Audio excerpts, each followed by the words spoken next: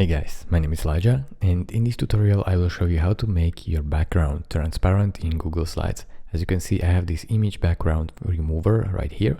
So basically what it does, it is removing your background and replacing it with a different one or even with a color. So how I did it, go over to extensions, then click add-ons, get add-ons. Here type image background remover and download it. Then go back and click on the image that you want to remove background of, and then extensions, and then click here. You see background remover for images, and click open. It will open up this page for you, and here you can select if you want to remove the background, make background black or whatever, and then just simply press replace original image. You can also download it if you want.